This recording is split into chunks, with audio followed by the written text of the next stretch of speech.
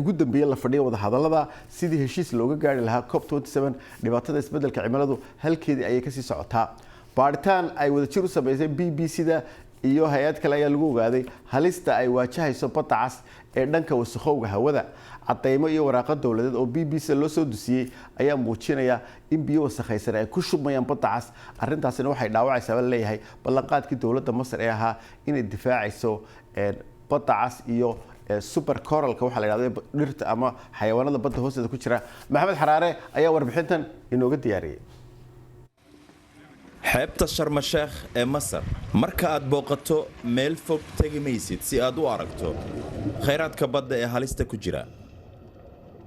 badda casi waa mid ka mid ah goobaha ay ku yaalaan dudumo badeedyada ugu qanisan adduunka ee noolaha baddu ay dugsadaan laakiin halis ayaa ku soo fool leh dugaalkan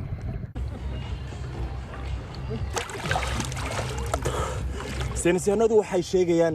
in dudumo badeedka iyo noolaha ku noolba ay dabar go'i doonaan qarnigan ama ka horba taa macnaheedu waa in dhismo nololeed oo lakabyo badan ka kooban oo malaayiin sano soo kobcaysay ay go'i doonto isbeddelka cimilada dhib weyn ayuu ku hayaa dhibaatada ku haysa badda marka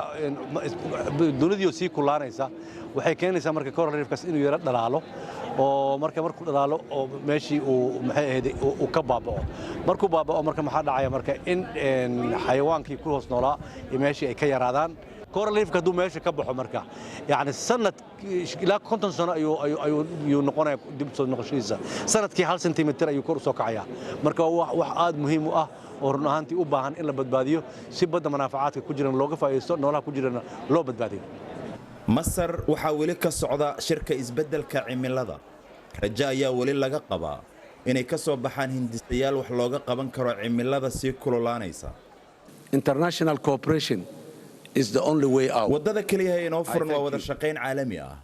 ayuu yiri madaxweyne Xasan Sheekh Maxamuud oo shirka ka qayb galay madaxweynaha Djibouti Ismaaciil Cumar Geelle ayaa isna sheegay inay lama huraan tahay in la qaado tallaabo wax ku ool ah dalalka saboolka ayaa sanad kale la halgamaya hadimooyin cimilada sii kululaanaysa ka dhashay tusaale ahaan Soomaaliya waxa ay la harjadaysaa abaartii ugu darayd muddo 40 sano ah iyadoo qaramada midoobay ay ka digayso in dalku uu macluul qarka u saaran yahay Pakistan fatahaada daran ayaa harqiyay kuwaas oo 3 meelood meel dalka ku baahay Suudaanta Koonfureed 4 xilli roobaad oo aanu roob diin kadib iminka tuulooyin ayay daadad ku qariyeen kadib markii roobab xoogani ay biyo dhigeen dawladaha soo koraya iminka malaayiin dollar ma dalbanayaan laakiin boqolaal bilyan oo dollar ayay uga fadhiyaan dalalka qaniga ah ee iyagu hawada wasakheeya gaar ahaan xilliyadii kacdoonka warshadaha